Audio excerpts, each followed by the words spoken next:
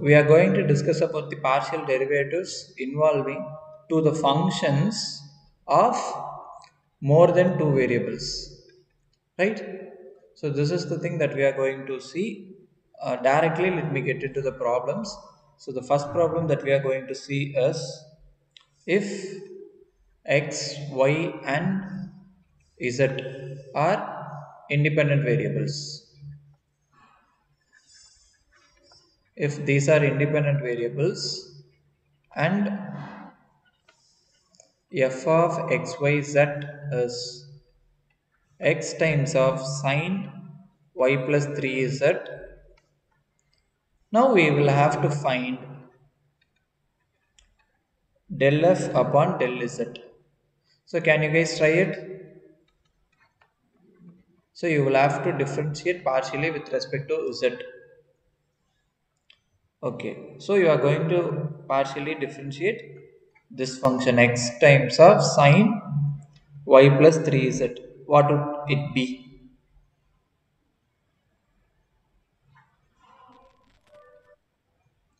When you are differentiating with respect Yes, to z, sir. how would you treat your x? Constant, sir. Constant. So we take that outside. Yes, good. Then, Minus x cos y plus 3z into 3z. yeah. So Yes. now you have this sine quantity. So when you differentiate this one, when you differentiate sine function, what would you get? Minus cos, sir. Yeah, minus cos or cos. ஐயோ sir குழப்பது sir நீங்களே சொல்லுங்க sir. So it is cos only. So x times of cos y plus 3 is it. Then, then set 3z மறுபடியும் differentiate பண்ணும்போது z வரும் sir. C yeah. 3 வரும் sir. So you will have 3. So it is going to be 3x cos y plus 3z. Okay.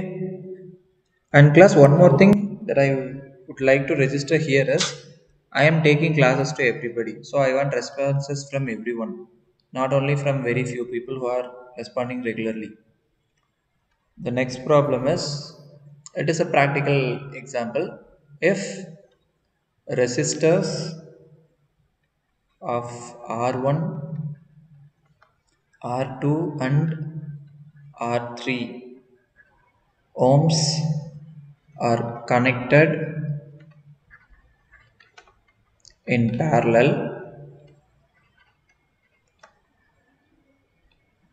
to make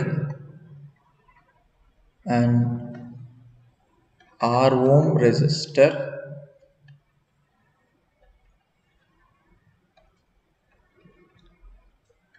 so how do we write R? The value of R is what? How do we write it? You people will have to answer this.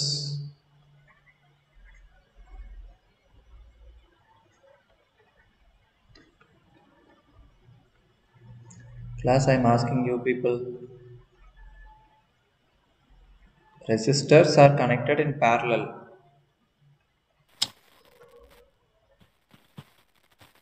1 by r1 plus 1 by r2 plus 1 by r3. Exactly. 1 upon R is equal to 1 upon R1 plus 1 upon 1 of R2 plus 1 upon R3.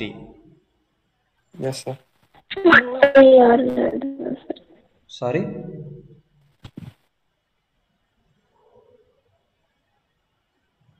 So here, if you see what exactly the diagram is, uh,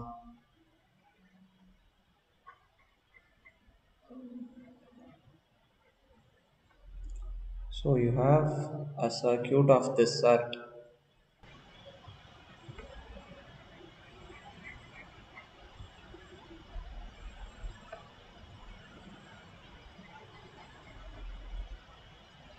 So you have something of this sort. Okay, from which what should we find now? We have to find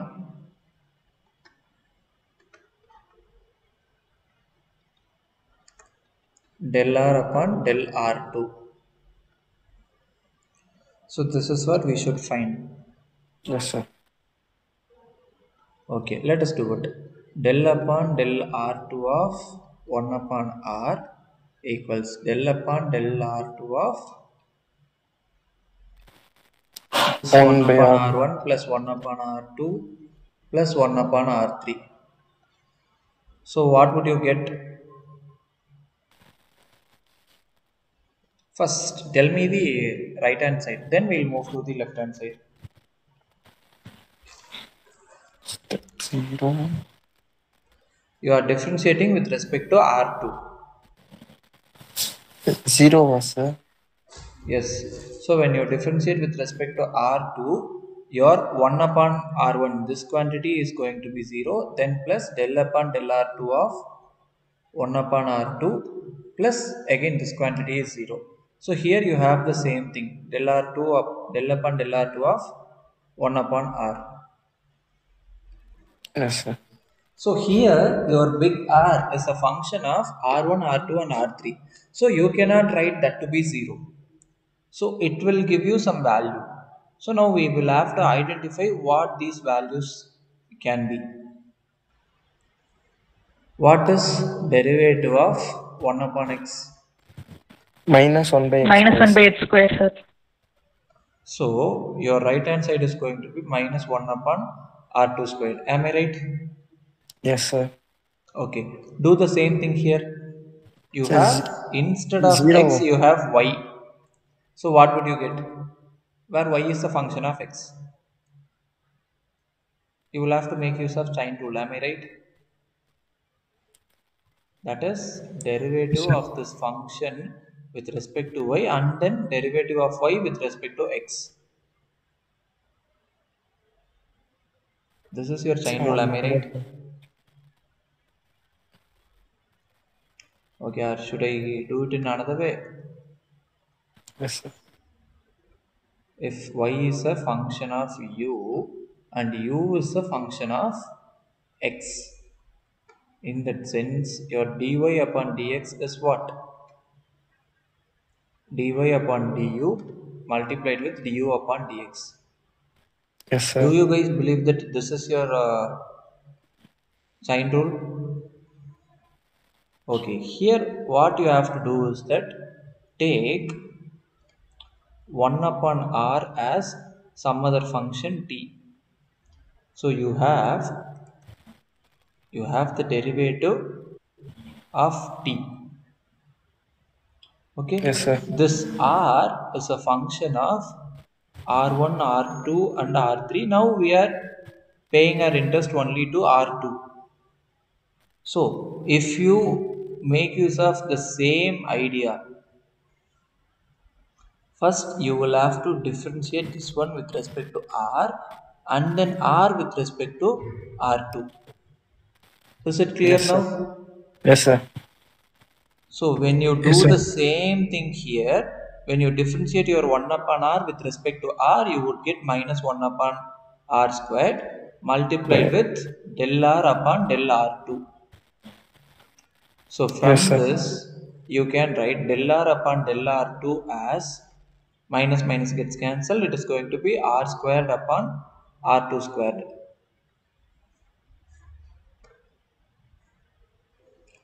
Is it clear till this? Yes, sir. Yes, sir. You are asked to find out the value of this derivative. So what you have calculated now is del r upon del r2 is r squared upon r2 squared. Okay. Now we will have to find out this derivative, that is del r upon del r2 when your r1 is given as 30, r2 is 45 and R3 is 90. So from these informations you can write 1 upon R as 1 upon 30 plus 1 upon 45 plus 1 upon 90. So we shall take LCM, that happens to be 90, and in the numerator here we'll have 3, 2 and then 1. So it is 6 upon 90, which in turn gives you 1 upon 15. So from this, your R value is 15. Okay, once you have calculated your R value, then you shall move to del R upon del R2, which is R squared upon R2 squared. Your R is 15 squared and R2 is 45 squared.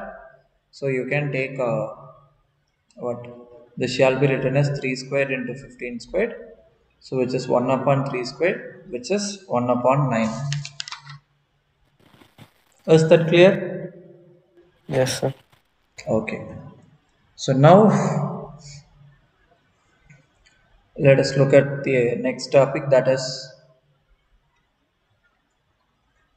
partial derivatives and continuity.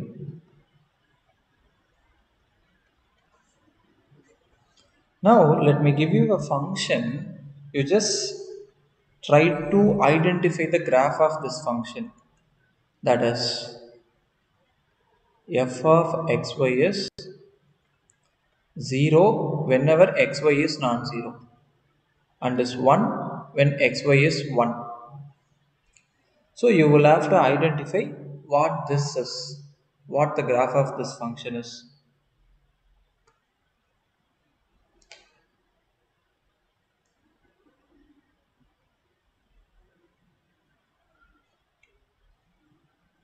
Can you guys make a try? Okay, sir. Yes, So sir. let me draw this way. This is my x, this is my y, and this is my z. Okay. So X comma Y comma Z, sir. sorry. X comma Y comma Z, sir. Yeah, you have to input your x and y and identify what your z is. You just sorry, this is 0. Yeah. So when can your xy be 0? That is, you are making a product of two quantities x and y and you are getting that to be 0.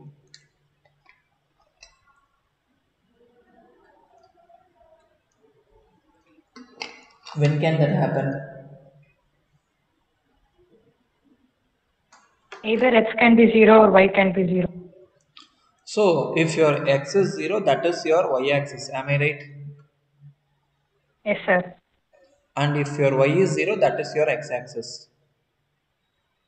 So when you take a point on a x axis or y axis, your value is going to be 1. So you would get something of this sort along this.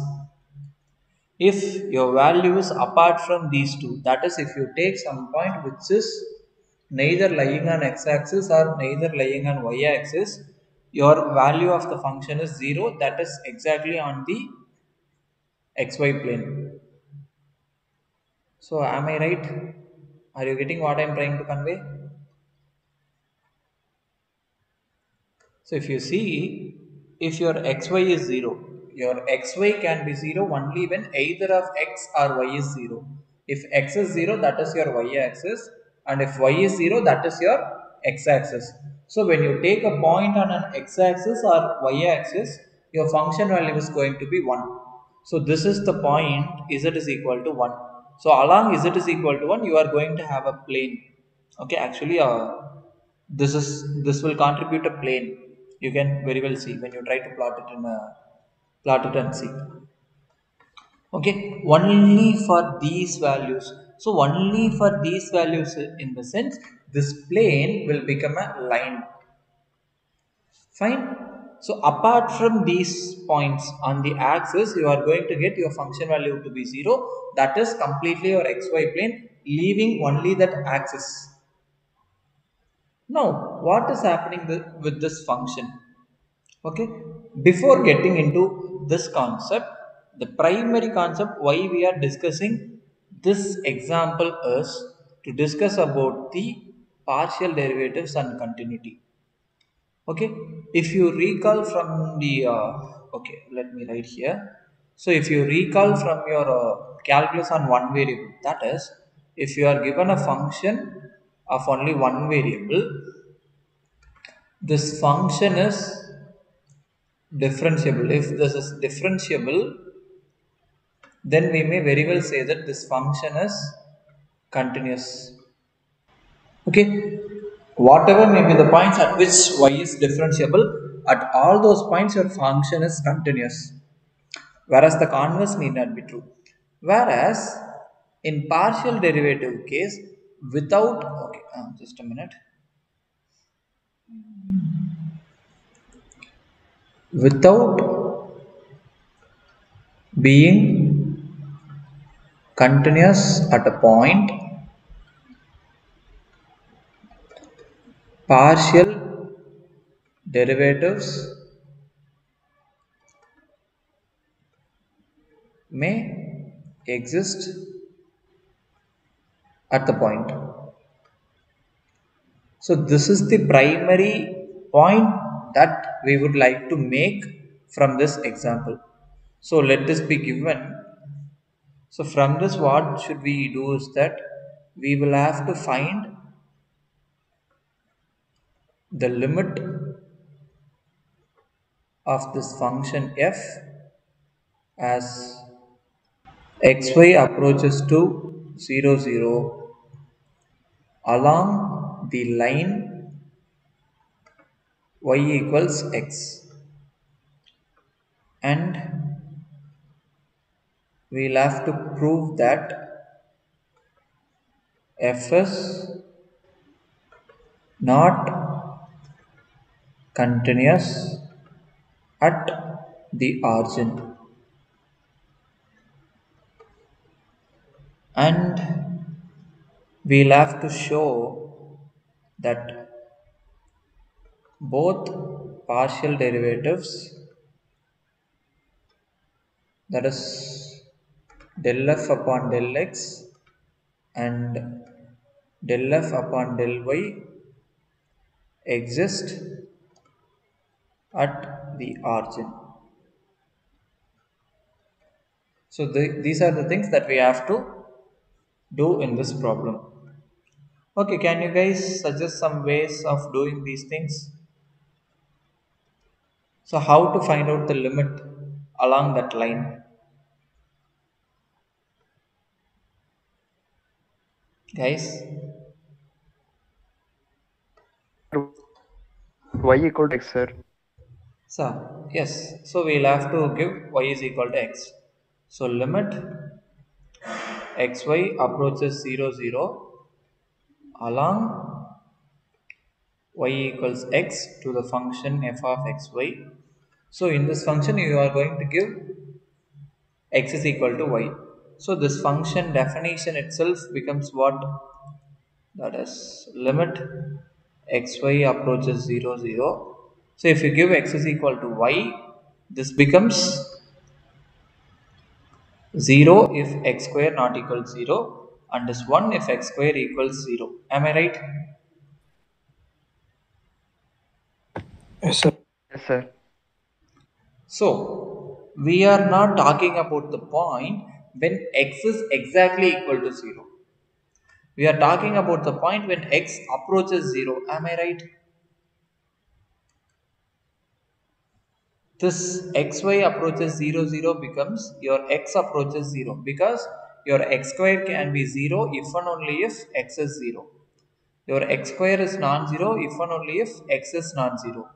So your problem very well becomes a function of single variable with 0 if x is non-zero and 1 when x is 0. So your problem becomes like this. Now you are making your x approaches to 0. When x approaches to 0, of course that quantity is different from 0. So what is your limit value? What is the limit value here? Class?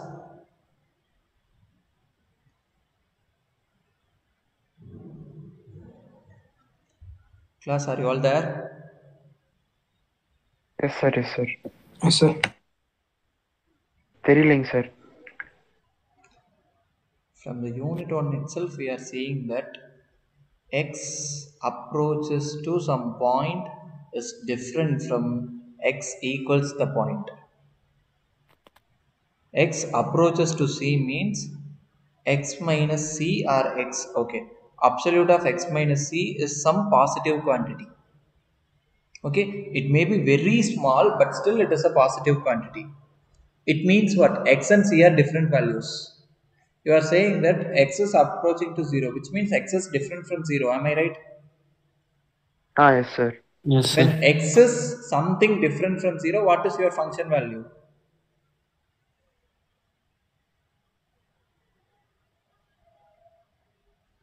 X is not equal to 0. 0, sir. Yeah. Whenever I say x approaches to 0, your x value is something very near to 0 but is not equal to 0.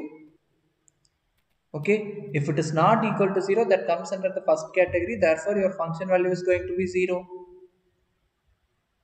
This is the first definition that we have seen in our course. Okay, sir.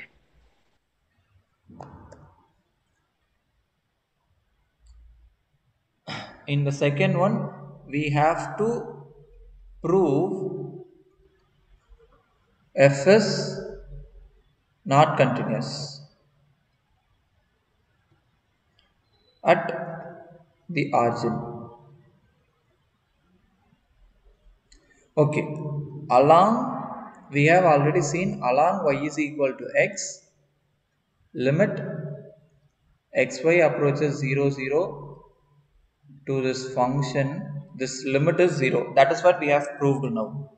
Okay, what is your function of 0 comma 0?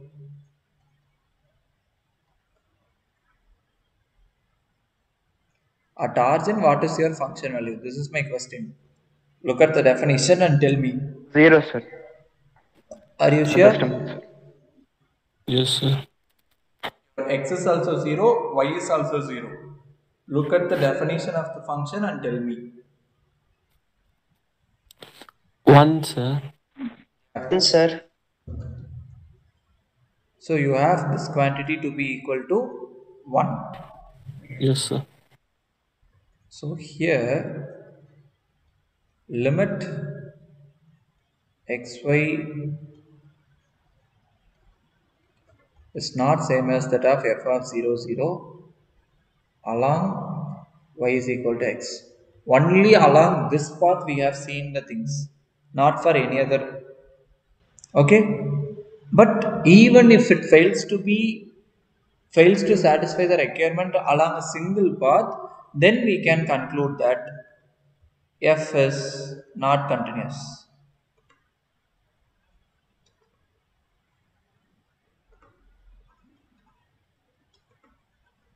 Okay, here we have proved f is not continuous. Okay, in the third part of this problem, we are asked to find out the derivatives, right? That is del f upon del x at origin. So by definition, it is limit h approaches 0, f of 0 plus h comma 0 minus f of 0, 0 upon h. So you will have to tell me what are these values, and similarly del f upon del y at the point 0, 0 is going to be limit h approaches 0, f of 0 comma 0 plus h. Here x naught and y naught are 0 upon h.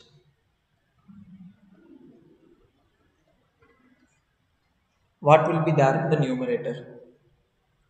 Remember, h is some positive quantity.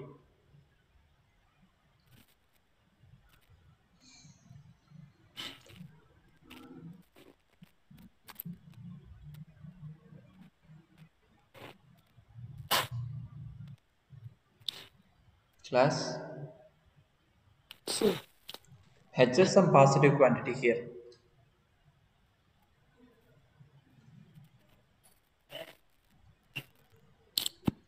-1, sir.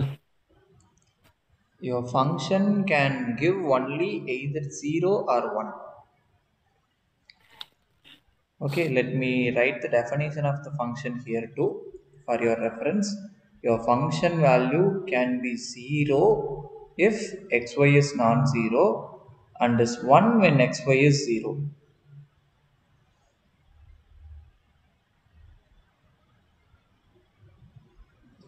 This is f of h comma 0. H is some positive quantity, Zero. 0 is 0. So tell me, what would you get? Your x is some positive quantity, pa. Y is 0. When you multiply x and y, what would you get? Zero, sir. 0, sir. No, sir. So when your xy is Upper 1 0, your word, sir. function value is what? 1, sir. 1, 1. sir. So 1 minus 1, 0 ಆಯ್ತು sir. Sorry? So 1 minus 1, 0 ಆಯ್ತು sir. Yeah, good. So it is 0 only. So limit Yes, sir. h approaches 0, 0 upon h. Remember, h is a positive quantity. H is not 0, sir, but Yeah, so approach you is have 0. 0 divided by some non-zero quantity. Therefore, this becomes limit h approaches 0 to the function 0, which is 0 again. The Yes, same sir. happens here too. Yes, sir. Okay, at origin, your partial derivatives exist and the value is 0. Yes, sir. Right? But we have Yes, sir. proved the function is not continuous at origin, but still we were able to identify the partial derivatives at those points. Okay, this is the primary point that we would like to make from this discussion. Okay, even though the function fails to be continuous at a point, the partial derivatives at those point may exist. Whereas in one variable case, if a function is not continuous at a particular point, means the function cannot be differentiable at that point. In one variable, that is so. Whereas in several variables, it is the other way around. Okay, here we are not with utmost sure telling that the derivative will exist. The derivative may exist. That is the thing that we are trying to convey here. Okay, the next topic is second order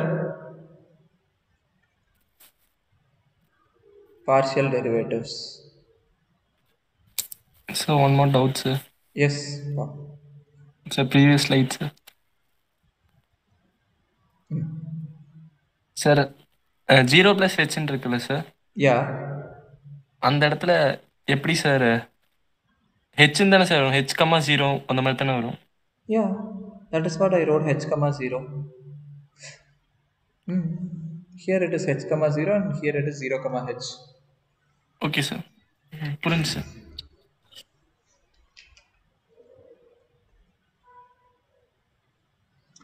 So hope you people know what do you mean by the second order partial derivatives.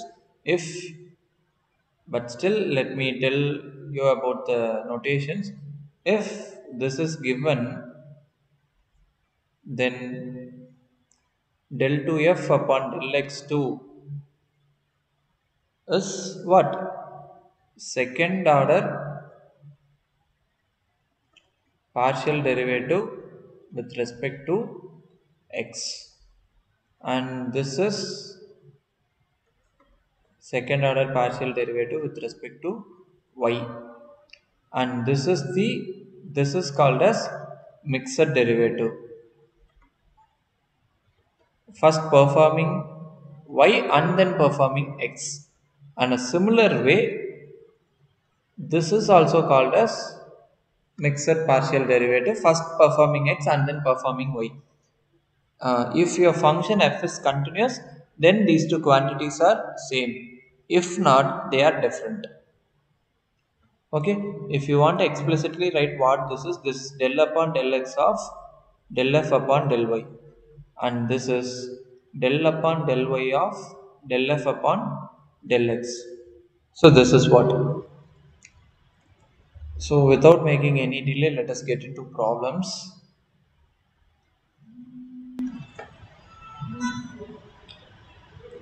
So first Sorry, if f of xy is x cos y plus y e power x, then you are supposed to find del 2 f upon del x2, del 2 f upon del y del x, del 2 f upon del y2, and del 2 f upon del x del y. Can you guys make a try and tell me what these are? First of all, you will have to identify del f upon del x and del f upon del y. Yes, tell me.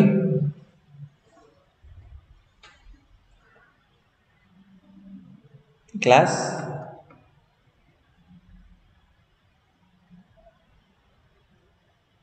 Class? Sir. Tell me what is del f upon del x? Cos y, sir. Cos y, sir. Okay, Cos y plus Plus e power y e power x. good. And del f upon del y is? Minus sin. See, minus x sin y, sir. Minus x sin y plus E power x. power x, sir. good. So now moving to the, this is applying this to cos y plus y e power x, and del 2 f upon del y del x is applying partial derivative with respect to y to the function cos y plus y e power x, and del 2 f upon del y2, that is del upon del y of minus x sin y plus e power x, and then del 2 f upon del x del y is del upon del x of minus x sin y plus e power x. So what are these? First one y e power x, sir. Y e power x. Okay, good. Second one? Minus minus sin sin y plus e power x. plus e power x, sir. Good.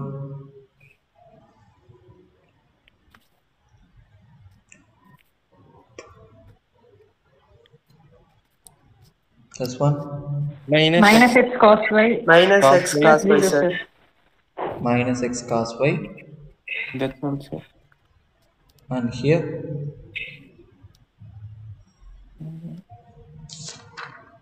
Minus sin y. Minus sir. sin y Minus plus sin y e plus power e x. power x, sir. E power x. And if you check for the continuity of this function, you may very well see the continuity holds for this function, and that is the reason we have del 2 f upon del y del x and del 2 f upon del x del y are same in this problem. So this ideology we call it as the mixed derivative theorem. Should I write what do we mean by mixed derivative theorem, or should I give you the hints alone? Hints மட்டும் போதும், sir. Okay. Suppose function and their partial derivatives fx, fy, fxy, and fyx. If these are all continuous, then your fxy evaluated at a particular point is same as that of fyx evaluated at the same point. So that is a comma b, and here to a comma b. So this is what your mixed derivative theorem tells you. And again another problem, you are asked to find out del 2w upon del x del y if w equals xy plus e power y upon y squared plus 1. So first find del w upon del y. What is it?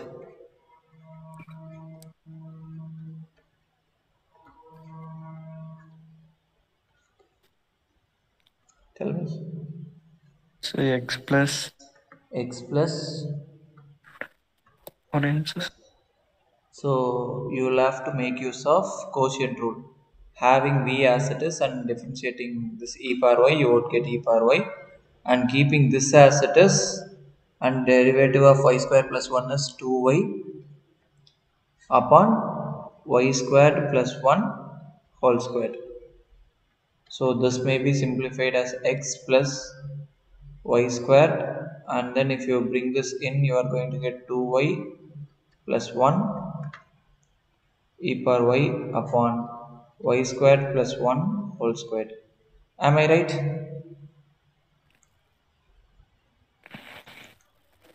Yes, sir.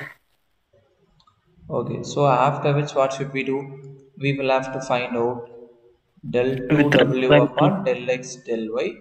So which means you are going to apply del upon del x to this x plus y squared minus 2y plus 1 multiplied with e power y upon y squared plus 1 whole squared. And when you perform the differentiation, what would you get? 1, sir. 2x, sir. 1? Yes, sir. Only one, sir. 1? One, sir. And all these terms just involves only y. Therefore, when differentiating with respect to x, we get it to be 1. Okay. In a similar way, if you are asked to find out the partial derivatives of higher order, that is third order, fourth order, can you people able to do it? Yes, sir. Yes, sir. So that's Yes, it. sir. And in this section, we have two more definitions that we shall see in tomorrow's class.